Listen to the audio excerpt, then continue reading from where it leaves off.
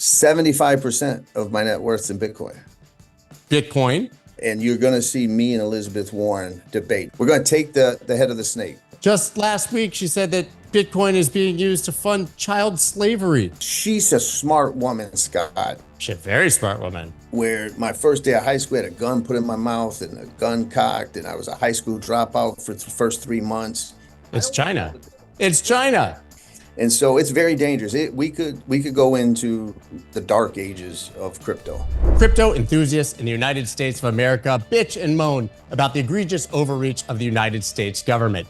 And we all know that there's one person at the top of all of those attacks, and that is Elizabeth Warren, the senator from Massachusetts. Well, if we beat her, we can save the crypto industry in the United States, and we have one of our own, John Deaton, running against her. It is imperative that you listen to this podcast, listen to this conversation, hear John's words, and understand how important it is that we make sure he gets elected. Let's go.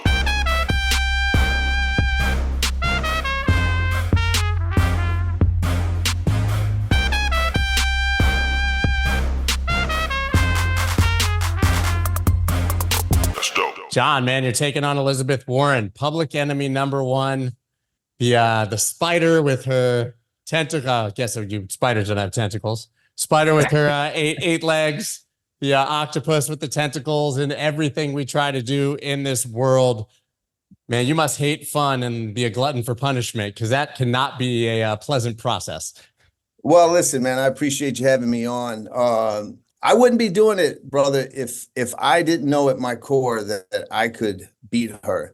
And, I could tell you and your viewers, my biggest problem isn't Elizabeth Warren. I relish when it's going to be me and her on stage. Trust me. Jeez. What the problem is, people think that she can't be beat. They have this image that Massachusetts is this, very liberal state that's always going to vote her. And it's not true. 64% of all registered voters are actually unenrolled in Massachusetts. And so I'm looking forward to making the case, but the campaign's going great. Someone's got to fight the beast. They've had very popular Republican governors. Yeah, Charlie. And I'm glad you brought it up, because one of the things I looked at, Scott, was I saw a poll come out. It came out in either May or August of 2023. And it said if former Republican Governor Charlie Baker were to run for this seat, he beats her, not close, 49% to 34%. Not even close. Now, let's be fair and objective. That doesn't translate directly to me. I'm not former Governor Baker. I don't have his name recognition. But it shows you the right candidate with these voters, it's not even close. And so it just shows you that she is vulnerable to the right candidate. Scott Brown was a former Republican who was a senator as well. Mitt Romney was the governor of Massachusetts. So Republicans have won, and this Republican is going to win again. Crypto investors in the United States face some major challenges. One of them is that there's almost no way to get exposure to the asset class inside of your traditional investment vehicles. The other thing is the taxes. They are absolutely atrocious. What if I told you there was a way to solve both of these problems? Well, there is, and it's with a self-directed IRA from iTrustCapital. Guys, not only can you open a new self-directed IRA and fund it with the limits each year, but you can actually convert over from your 401k, your Roth IRA, any other IRA that you already have, and you can do that tax-free, just transferring over the balance, and then you can go to cash, buy as much Bitcoin as you want, and not pay taxes when you sell it. You absolutely have to try this if you are in the United States. Use the link down below. It's bit.ly/itrust-scott. That's bit.ly/itrust-SCOTT. You have to try this now. Would you be running for Senate if it wasn't her? Sure. Because the country's in a crisis and Massachusetts is ground zero. And I mean that in everything. And I'll just give you two examples. Illegal immigration. We all can agree that that's reached epic crisis status, right? 7.2 million have crossed in the last 3 years. Well, Massachusetts, people will say, oh, it's not a border state. Scott, we have a right to shelter law in Massachusetts, which means the government must put you up in a hotel and feed you. That's $64 a day and $150 a night. That's $78,000 per migrant in Massachusetts. And every year it's doubling and doubling. So there's that crisis. We're number one. When you look at inflation, housing prices, Massachusetts is the third highest. Average home sells for over $600,000. Greater Boston area, 980,000. And Massachusetts is either second or third in overall cost of living. We go back and forth. Hawaii's first, and then it's either California or Massachusetts, depending on each month. So two of the biggest issues in the country, and we have people like Senator Warren, who just stays in Washington, D.C., fuels the division, points the finger, and I think that we've reached epic crisis status that the voters are ready to say we want something different, as long as it's a viable candidate that they can trust. And I think I'm going to be successful, brother. I wouldn't be doing it. I wouldn't put my own money in it. Too. I wouldn't put my own money in it. I wouldn't subject myself to the scrutiny that's coming, the things that you have to, everything a campaign brings, the sacrifice on your personal life, all that stuff. I wouldn't do it if I couldn't win, man.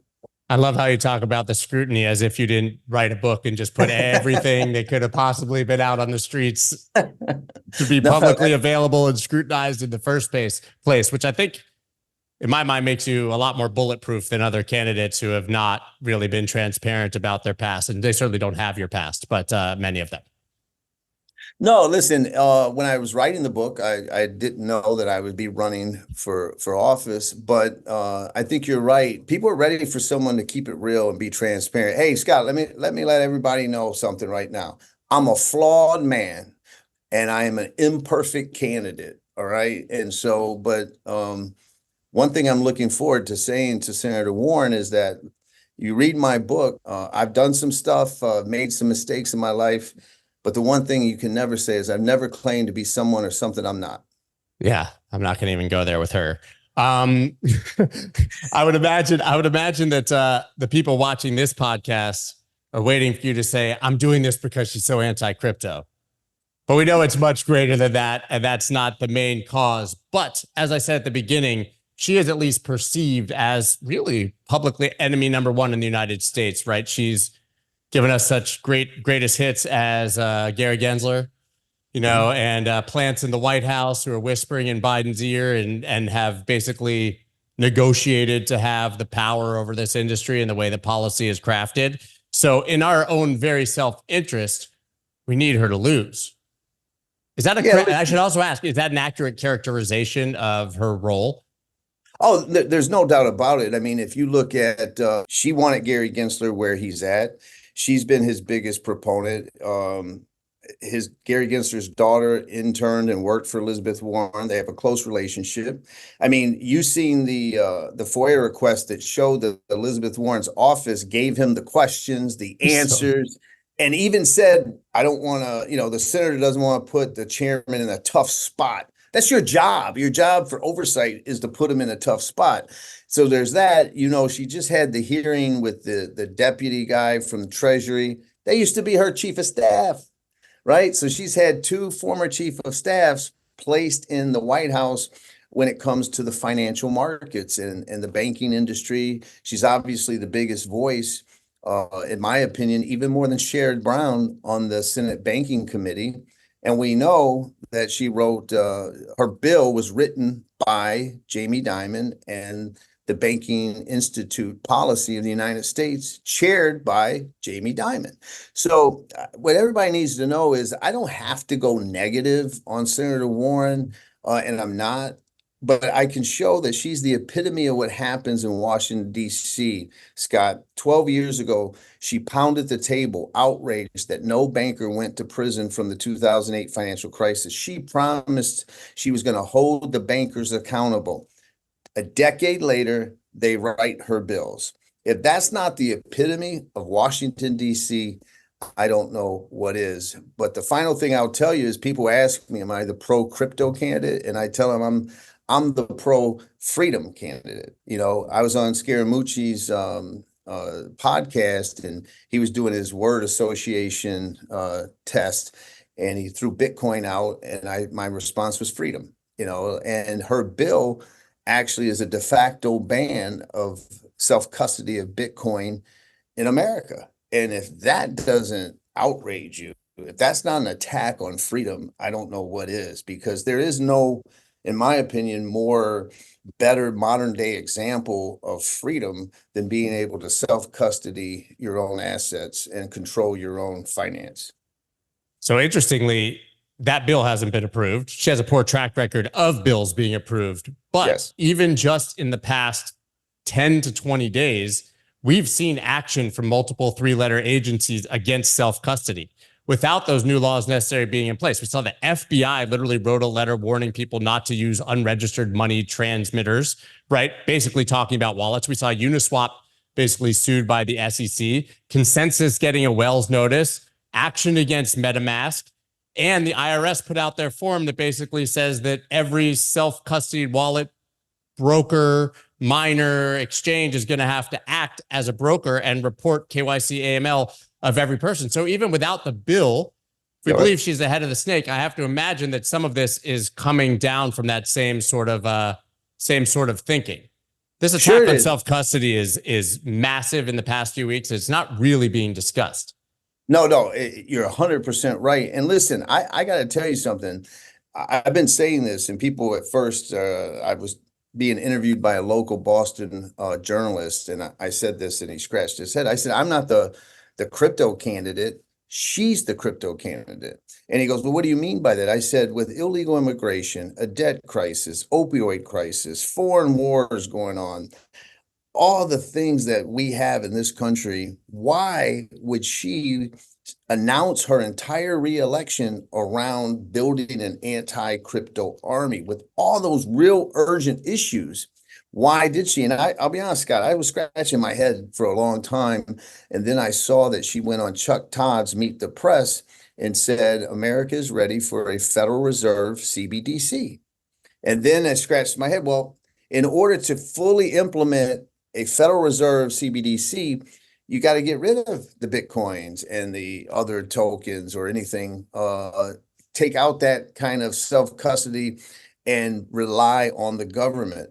And brother, let me tell you something. George Orwell is spinning in his grave, because that's Big Brother come to life. If they can control your and my money programmably, cut it off geographically, turn it on and off for certain reasons, then they control your life in every facet. And so it's not hyperbole for me to say freedom's on the line. It's not hyperbole for me to say that what she's doing and what you just described by the government is the biggest threat of freedom in my lifetime. I honestly believe that in my heart, and it's part of why I got in the race. Yeah, if they control the money, they control everything. I just find it interesting that you described her as the crypto candidate, right? She's making her entire basically campaign based on this anti-crypto army, which seems wildly unpopular. There's nobody that hates crypto. Like, there's plenty of people who would vote for someone who said, I am leading the crypto army, but very few people are so passionate about being against crypto. Even if they don't like it, that's not an issue they would vote on, right? Getting rid of crypto. So there has to be another angle to your point, but you talk about her being the crypto candidate. As a progressive, she should be, right? If you're true, I believe that every progressive, every far left or even leaning left person should believe in Bitcoin, because it gives the little guy a chance, right? Scott, And it should be a progressive issue. Literally, this should be something that they're stumping on. Listen, I wrote this in my book. When I first came across Bitcoin and read the white paper, I thought of my mom. And that's the honest truth, because she couldn't keep a bank account. We always needed the money. So she'd get hit with the fees. So she had to go to the check cashing stores that you see in the hood. And they would take 10, 15%. When I sent her money from college, because I had two smaller sisters, I sent her $100. It had to be through Western Union. They took 12%. So they're taking $12. My mom gets 88 of the $100. And so I thought, wow, you cut all that out and the little guy gets more money in their pocket. But then I also thought about capitalism and freedom. You could be in Nigeria and if you got a smartphone and Bitcoin or crypto, you could create straw hats in a website and sell them, man. And you don't need a bank. You know what I mean? These predatory intermediary institutions. It's amazing to me. And so I thought about someone who grew up poor. I thought about, wow, we eliminate MoneyGram, Western Union, bank fees, the friction that goes on, and underbanked, all of that. So you're right. She should be ideologically, she should be pro crypto. And the question that people have to ask is, why is she so adamant and so strong about ending crypto in the United States? She's a smart woman, Scott. She's a very smart woman. She knows that her bill, that validating nodes can't do AML KYC, and she knows that every off and on ramp that where you actually get the fiat and you get the money does do KYC. They're regulated. Yeah. Right. When I accept Coinbase Commerce, I use on my campaign. So if people want to donate crypto, they can. Coinbase, even though I had a Coinbase account, it took 2 days because they were onboarding me, making sure that I'm legit. Right. So it's almost mind blowing how all in she has been, Senator Warren, against crypto. And the only explanation I have is that they want to control your money, man. And with outright lies. And it's with outright lies because, like, obviously we had the Hamas terrorism funding that was disproven. Wall Street Journal retracted. She continued to beat that drum. Right. Just last week, she said that Bitcoin is being used to fund child slavery. Oh my God. This is what I'm talking about. And we know that, I don't know the exact number, but we know it's substantially less than 1%. Right. Of Bitcoin is used for any nefarious purpose for criminal transactions. We know that. The CIA, the FBI, all of them have come out and said that if you're going to be a terrorist, they hope that you use an open distributed ledger. I mean, right? Hamas actually issued a directive to not use crypto because don't send us Bitcoin, man. Come on, Scott. Why is the United States government the 4th largest Bitcoin holder? Because they stole it all from Silk Road, but yeah. But they confiscated it, is what I'm saying, is that if you're going to use it for illicit purposes, you can get caught. That's the point. You know what I mean? And so you'd have to be a moron, quite honestly, if you're going to do your criminal activity on a open ledger for the world. I want to talk about Elizabeth Warren and Jamie Dimon, because you talked about the Gary Gensler trial where we know she gave him the questions and the answers, right? Not long ago, there was another hearing where Jamie Dimon sat on the floor. Elizabeth Warren was questioning him. It was extremely strange, very clear that they had planned it, where he said nobody should hold Bitcoin. If he was the government, he would ban it, all of these things. And in that moment, I scratched my head and said, damn, Jamie Dimon works for Elizabeth Warren. It's like really clear that like this entire anti-Bitcoin stance is like canned quotes that she sent him. But when I listened to you and thought about it, it seems like actually it's the opposite. Maybe she works for JP Morgan or the banking industry that she was, as you said, built her entire career by railing against. Yeah, I think it's fair to say that she's the #1 banking lobbyist in America at this point. That's insane. She's supposed to be the dead opposite. Her bill was written by them. And so, I was sitting there listening to Jamie Dimon, and I was wondering a couple of things. One, how come she didn't ask any questions about the $35 billion in fines that JP Morgan has done for illicit criminal fraudulent activity? But then I also thought, here is a woman who claims to be a defender of the women. And I know that Jamie Dimon's JP Morgan settled for $275 million the Epstein stuff. He's Epstein's banker. He's Epstein's banker. They were funding Epstein stuff. And she didn't ask one question about that. She asked everything about, what do you think of crypto? And for the Massachusetts voters out there that are old like me, that would be like, Bitcoin was meant to replace Jamie Dimon. So the functional equivalent would be going back in time and asking Drew Bledsoe, what did he thought about Tom Brady as a replacement, right? He would say bad things about it, knowing that it's better. So it's silly, man. It is silly, but it really is depressing. And even not just about her, I think it just speaks as you said, to what a decade or 12 years or 15 or 30 or 50 years in government does to people. The idea that you should make this a career that enriches you is absurd to me. I mean, I'm sure you agree with term limits. I can't put those words in your mouth, but I know that you're a rational thinking human being. I mean, can anybody come out of that environment after 20 or 30 years not utterly corrupt or in somebody's pocket, even just because of the nature of fundraising and how you have to win an election?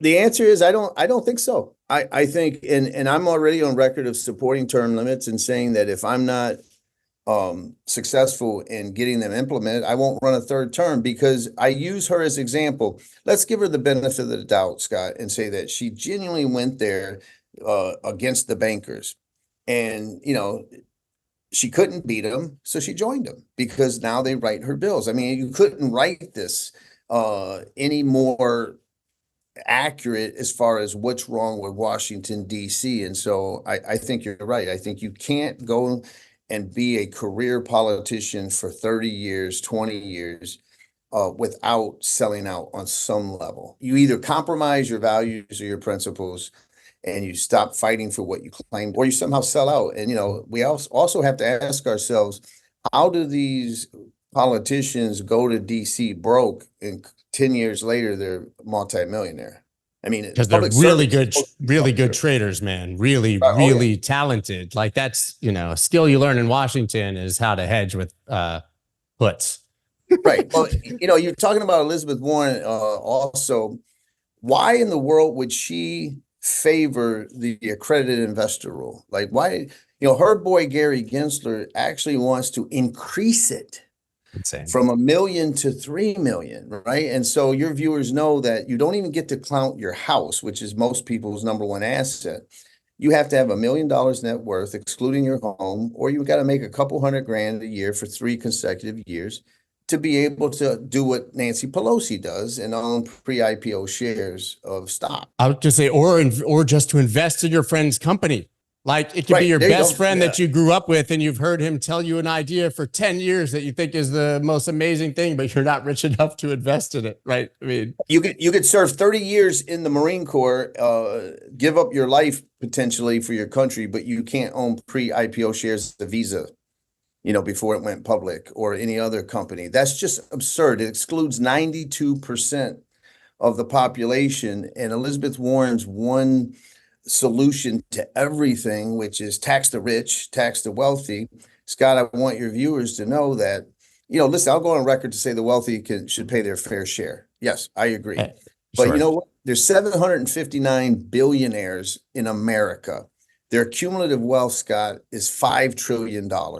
So let's just take all their money from them. What's that do? It pays the interest only on our national debt for 5 years. That's all it did. It doesn't solve problems. So her class warfare of pitting American versus American, rich versus poor, black versus white, gay versus straight, all of that nonsense has got to end. You know what I mean? We got to get back to just, focusing on solving problems instead of dividing everybody.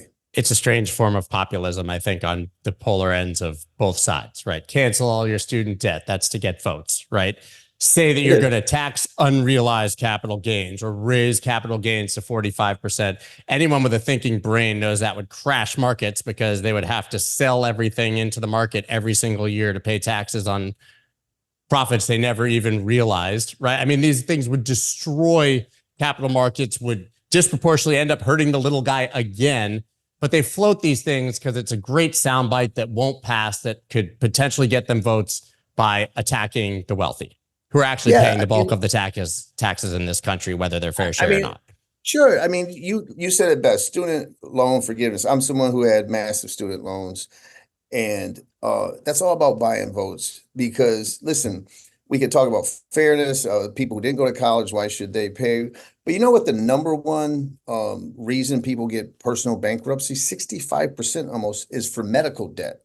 If you're people don't choose to get cancer. They choose to go to college. They choose to get a loan, right, that they should pay back. They don't choose to get cancer. So that just goes to show you, if it was to help people, it wouldn't be the the avenue they're on. The avenue they're on are just trying to buy votes in an election year. Is it a coincidence that that's all she's talking about in an election year?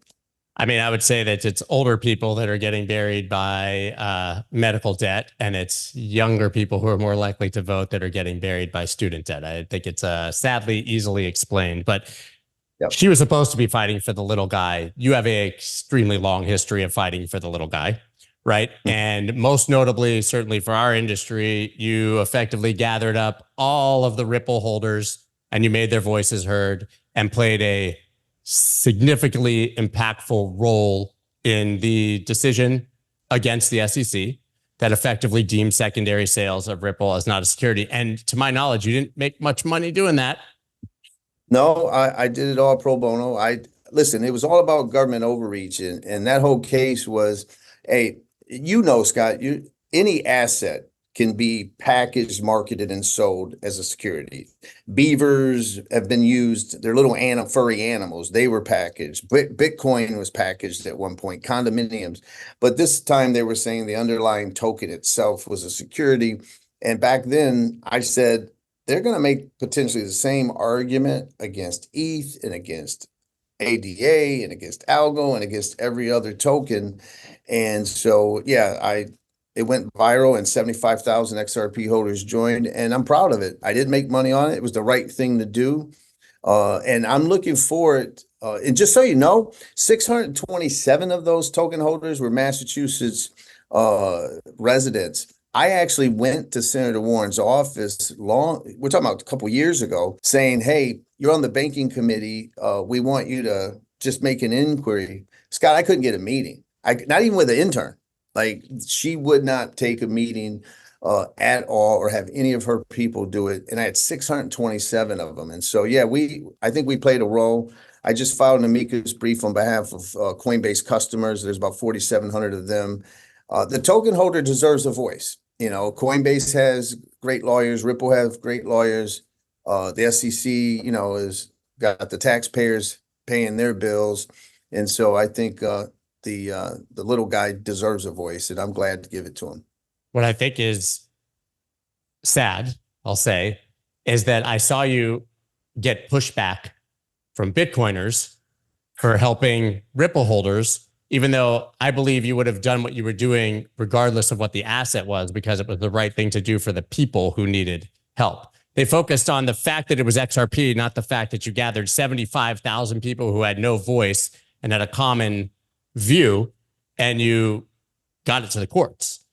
Yeah, listen, I don't get it. Government overreach is government overreach. And what was crazy is that when I filed the case, I had a small investment in XRP, 75% of my net worth's in Bitcoin, right? I mean, it was huge. And I got labeled the XRP attorney, and the Bitcoin maxis would call me a shitcoiner. And I'm like, dude, it's about government overreach. They may not be able to call Bitcoin a security now, but they could come after Bitcoin in a different way. And look what's happened, Scott. Everything, you summed it up perfect, 20 minutes ago, where you went through all the attacks on self-custody in the last several weeks. Government overreach needs to be fought, regardless whether you're a fan of the underlying asset or underlying issue. You know what I mean? And they're supposed to be libertarian freedom lovers, but for some reason it's stunted when it comes to any other asset. I don't even want to talk about the fact. It just seems like if you really truly believe in Bitcoin or any of these assets, crypto, freedom, you should support freedom no matter what, even if it's something you disagree with, right? It's like the free speech argument. Everybody loves free speech till somebody's saying something bad about you. Sure. And also, I always looked at it as, we have a level playing field. The best technology will win. Bitcoin, if it is the be-all, end-all crypto asset, it will prove it. That's right. Free market. It certainly has been proven over time so far to be that one, and it will continue. And whether XRP or ETH or any other token, gains some kind of use case and popularity, like, let it happen. Let the market choose. I was discouraged about is when I saw Bitcoiners celebrate the SEC's actions early on. Literally. And I was trying, they did celebrate it, and I was trying to say to them, it's not about Ripple. Like, I don't care if Ripple sold it as an investment contract security, so what? But don't tell me that the token that my daughter bought because her father said, oh, I gave my daughter, she got 15 grand on her 18th birthday, right? All her little birthday money and stuff. And I said, just be smart, girl. And she bought a Bitcoin for 10,000. It was 10,000 at the time. Nice. And she took 5 grand and she split 2,500 each for ETH and XRP because they were the top 3. And she goes, oh, my dad keeps talking about, this revolution and this new asset class. That's all she did with it. She never heard of Brad Garlinghouse. She didn't know who Ripple was. And so to say that what she owned, that she bought off Coinbase, never hearing of this company, that it was an illegal asset is absurd. And that should offend any libertarian. That should offend any Bitcoiner, regardless if you think XRP is a shit coin or not. Like, that should offend you. Yeah, and you keep going, right? You just said that you filed a brief on behalf of Coinbase. Yep. Listen, I've been extremely surprised at how egregious the pushback has been from the courts against regulators in the last year, because from the outside looking in, we saw them go after Coinbase and Binance back-to-back days. We thought the industry was done. The altcoins they would passively name without any evidence would drop 30% in a day when they were named, right? We saw that and we thought it was over. Then you got the Ripple judgment. We saw Grayscale, obviously, win a case that effectively gave us the Bitcoin spot ETF. We saw Debtbox, which is crazy. 2 SEC attorneys resigning because of the egregious criminal actions and perjury in that case. I mean, you got to think the SEC's on their heels, it would seem, but it seems Gary's mandate hasn't changed and that maybe he actually doesn't care about losing, which is strange because all we used to hear was how the SEC won 99% of the time and they haven't won a thing in a year against our industry.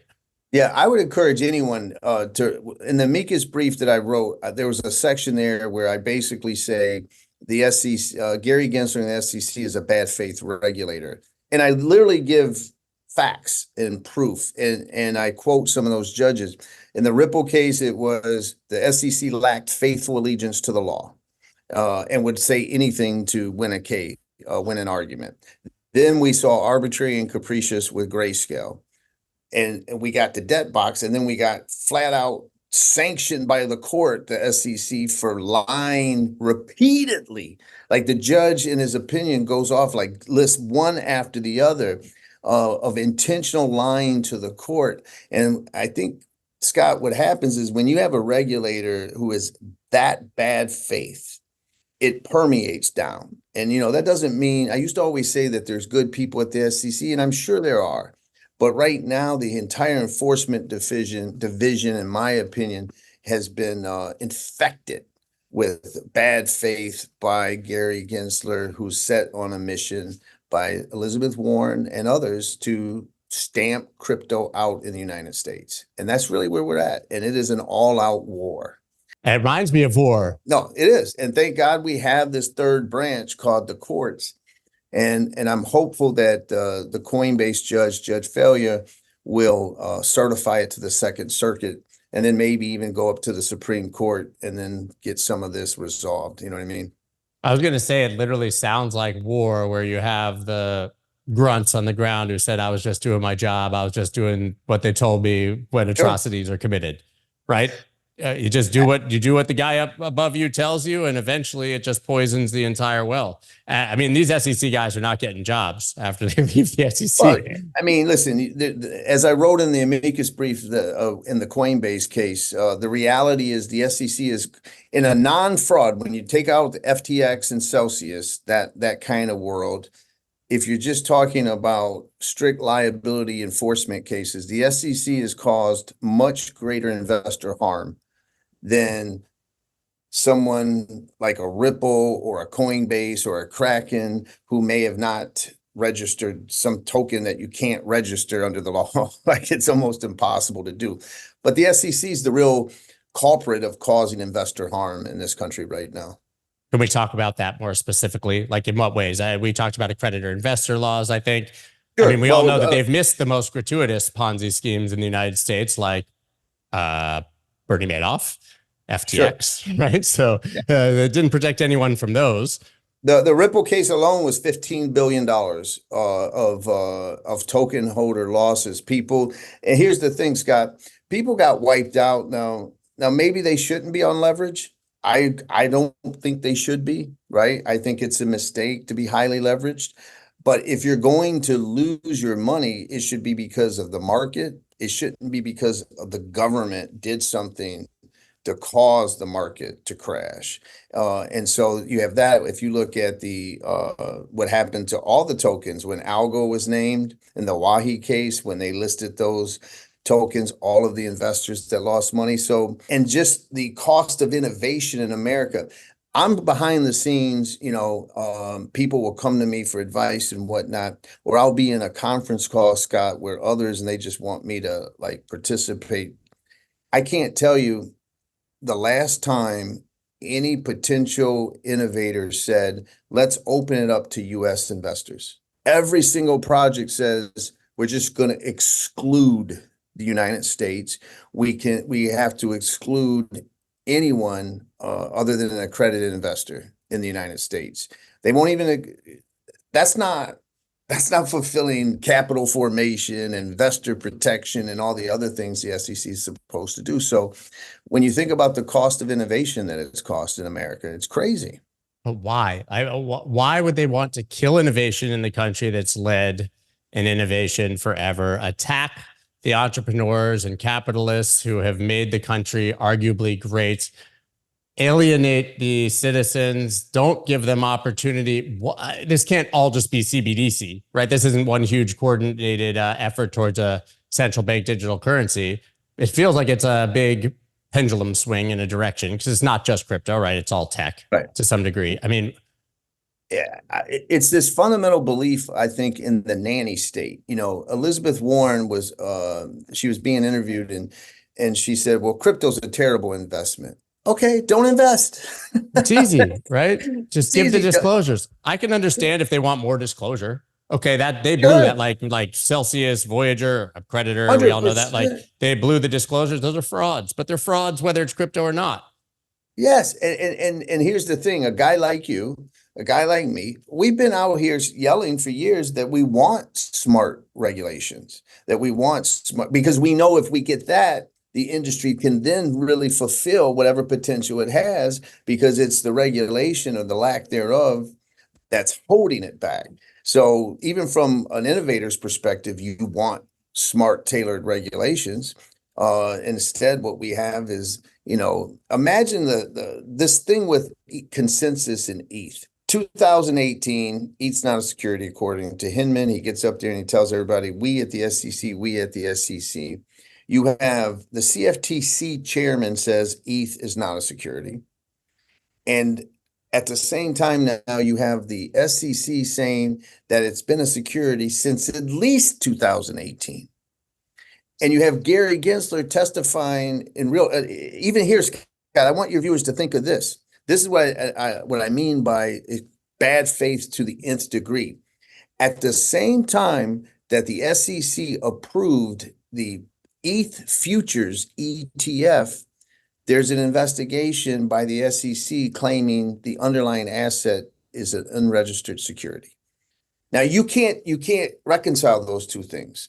You can't reckon. And who gets screwed? The little guy gets screwed. The professional hedge funds, they can invest in ETH futures, but the little token holder guy, right? They're the ones that are going to get crushed. It is really, really a pathetic thing that's happening in this country. But how do you reconcile that? In the meantime, Gensler just seems to be able to get through it. Someone's going to write a letter to him and be all like pissed off in the letter and no. Yeah, I mean, Gensler also was on record in lectures saying that Ethereum is a commodity before he was at the SEC. Sure. So I mean, it's the job that changed his opinion, apparently.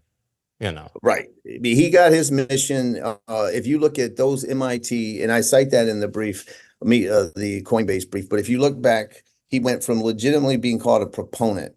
He called Algo an amazing technology. We were so excited for this guy to get appointed. We were so excited. He gets it. He teaches blockchain at MIT. He's one of us. No, we were excited because we thought the industry thought that Jay Clayton was too hands off, right? Like he wasn't proactive enough. He didn't agree with Hester Peirce's her safe harbor proposal. He wouldn't comment on anything other than Bitcoin and ETH after the Hinman speech. Who knew that that would be an amazing thing compared to what Gensler came in? So yeah, a lot of people in the industry were like, okay, this guy gets it. He taught at MIT. He knows this technology. And I cited in the brief, when he was at MIT, he was interviewed, he literally said, quote, Ripple, and he used Ripple and ETH need clarity in the market, becomes chairman, and then says, criticize anyone who says there's a lack of clarity. Now, if that's not bad faith, I don't know what it is. So I want to know is, what does the world look like when you beat Elizabeth Warren? For our industry. Let's focus on our industry, because that's not the story that you get to tell on every stage that you go to where you're talking about the greater issues. But for the purposes of this, what does a world without Elizabeth Warren running things look like? Well, I think that it opens it up to innovation being able to foster. And I think that, my goal is we get Elizabeth Warren out and we get people in there who is truly about technology advancing in a way that protects the consumers. I'm someone who wants to absolutely go after the fraudsters and hit them hard. I favor huge punishment against intentional fraud. You steal someone's life savings and you make political donations with it, or you buy your mom and dad real estate in the Bahamas with it, or you give your mom and dad 10 million, you deserve to rot in prison forever. Like, that's my approach. But we have to get innovation, an environment that fosters it. I personally believe the SEC should have done a safe harbor proposal. Imagine where we would be if, and here's the thing, Scott, if you give guidelines and you say, listen, here are we're going to call them decentralized markers. Here are 5 decentralized markers, and you could even make token ownership one of the markers, right? No entity can own more than 25%, right, 30%, whatever it is. And you got to have these many validating nodes or whatever the marker is. You and I can debate, those markers or disagree, but if you set it, entrepreneurs will reach it. They'll meet it, and then industry will grow. And so that's all that's needed for this industry, in my opinion. But if she loses, is Gary gone? Like, let's say that Biden wins, but you beat her, right? So we still have the same theoretical regime, but she's gone. Can that mean that Gary loses his sponsor? Well, the first thing I'm asking for is I'm lobbying to be on the Veterans Committee and on the Ethics Committee and on the Banking Committee. And so for selfish reasons, I wouldn't want Gary to resign immediately, because I'd want him to be before me answering my questions. Right. So I'd want to postpone. That's worth the price of admission alone. If you guys don't max donate just for the chance to potentially see that, I can't help you. What are the odds that you get on a debate stage? You said when I'm on the stage, what are the criteria that require her to debate you? Because we know it seems like everybody dodges debate stages these days. Yeah, well, she's debated the last 2 senatorial races twice each. I just was interviewed by the local TV station here that does one of the debates. They told me that she's never declined a debate. So she's going to have to debate me. There's no written rule, but it's almost an unwritten rule. On Fox Business the other day, I suggested 5 debates. I don't think she'll take me up on 5. I may be stuck with 2. I hope to get 3. But yeah, she's never faced someone. Listen, Scott, she wants to talk about income inequality. Let's spend the whole debate on it, because that's what I've been my life, right? Coming up from poverty. I just don't have her approach. I have a different approach that I think is a better approach to solving those problems. And so I'm looking forward to that. And but we'll see. It's gonna be worth it. No doubt. I will be the nominee for sure. That And you're going to see me and Elizabeth Warren debate. My only challenge right now, and listen, we got 64% of the voters are called unenrolled. That's independent Massachusetts. Wild. She lost. If she ran against Governor Baker, she loses by 15, 17 points. She's only passed one bill out of 350 some in 12 years, and it had to do with flags. She has a approval rating of 41% or somewhere in there. So she's underwater there. She's not very well liked. I would remind everyone out there, she finished third in Massachusetts when she ran for president behind Biden and Bernie. So she couldn't even win her home state as the Democratic nominee in the primary for president. That's how unpopular she is. And so my challenge is making sure I can raise enough money to stay competitive so that I get my name recognition out there. And I'm gonna surprise people. I'm telling you right now, brother, I wouldn't be doing this if there. I'm not saying that the path to victory is huge, but there is a path to victory. You know what I mean? And I'm on it, and I'm gonna prove people. We're gonna take the head of the snake. Is basically what we're gonna do. I have no doubt. I mean, if we don't get regime change of some sort, how bad could it be for the crypto industry for the next 4 years?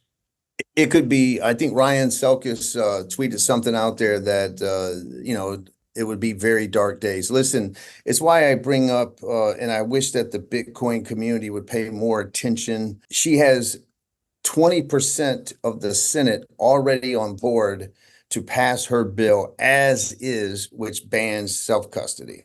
So if Biden wins and the House flips and the Senate stays Democratic, she could get this bill passed. Or a similar bill of some nature, because her current bill has Lindsey Graham is supporting it. Okay, he's a Republican. Marshall from Kansas is a Republican. He's supporting it. And so she is presenting this bipartisan bill, she calls it, which according to her is only enforcing the AML KYC rules to crypto. And these fools that we have in office, they don't even understand. You think Lindsey Graham understands that it actually bans Bitcoin in the United States, self-custody? No.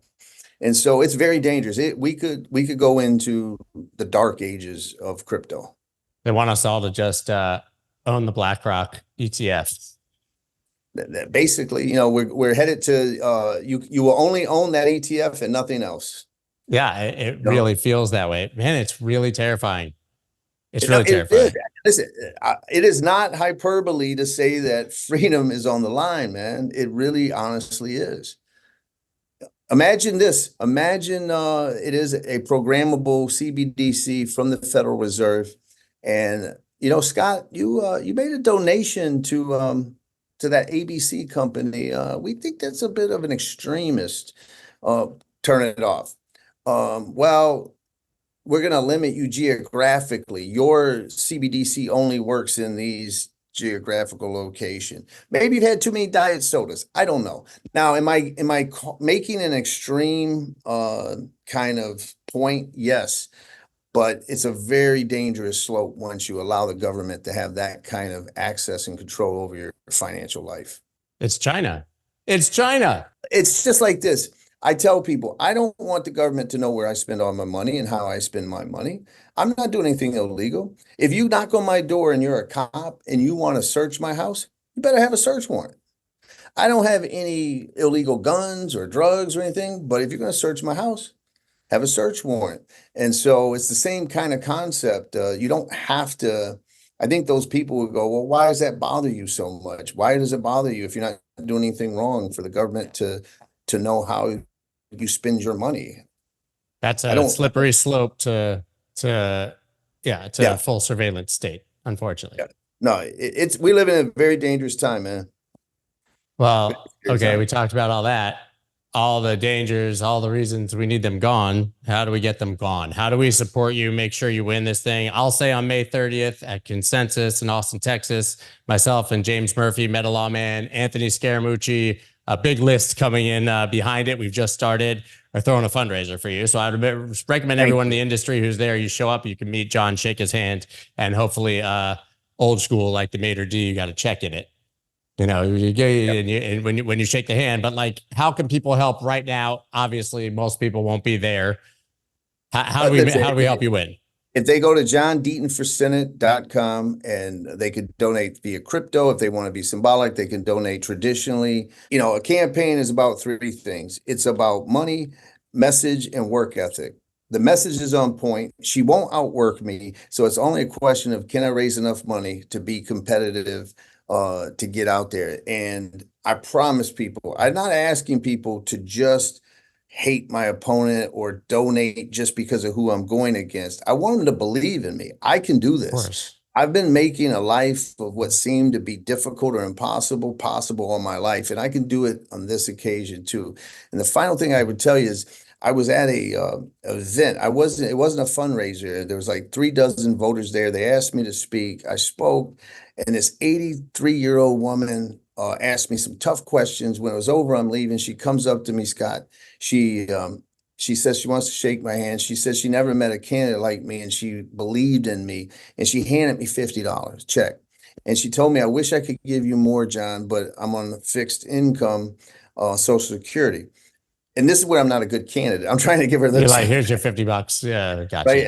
And I'm telling her, hey, you can answer, you can call phones, you can do things to help me out. You don't have to give me your $50. And she pushed it back and said, no, I want to be able to say that I contributed in every way I could for change. And I just want people to know that I can win and I will win, but I need their support and I need their help. And if I will not disappoint them, I promise you that.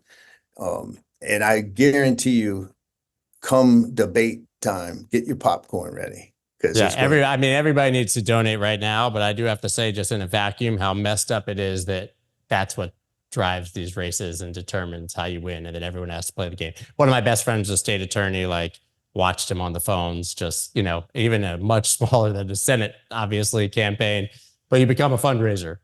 You know, no, it is. I mean, you have to buy the radio ads and the TV ads, and it's expensive, and you got to do the digital advertising and all of that. Listen, but here's what I want them to know: I put in a ton of my own money, so before I could ask you or a viewer to believe in me, I'm proving that I believe in myself. I would not spend that kind of money or waste my time if there wasn't a really specific path to victory.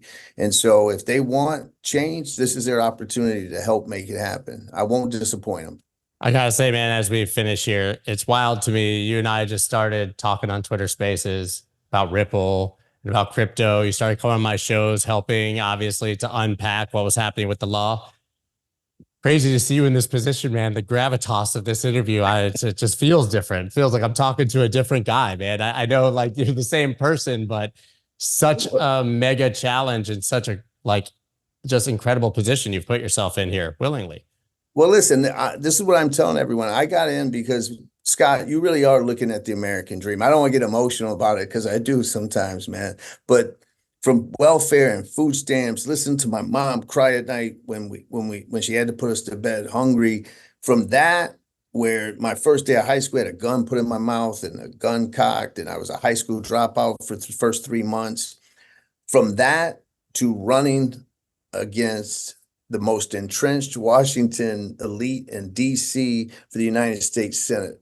If that's not the American dream, brother, I don't know what is. And so I'm going to go there, and I'm going to fight to keep that kind of dream alive, because to me, that gets my hair on my neck up. Like, wow, I can't believe not only am I going to do it, I'm going to win.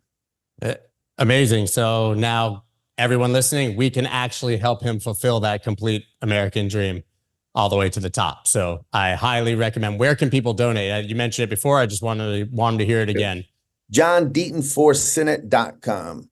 And we'll put it obviously down in the description. John, man, thank you so much for taking the time. I hope we can keep going, do some more fundraisers. I truly believe in this. I've tweeted about it. I've said it on my shows. Like, this is, you can't pick every fight, but this is one I'm willing to have your back on and pick with Listen, you. man, you've had my back from day one when I told you I was thinking about it. I appreciate it. You've been there. We haven't known each other that long or that well, but I consider you a friend, and I can't be more appreciative than I am right now. Thank you for having my back. I promise you I'm not going to disappoint you, brother.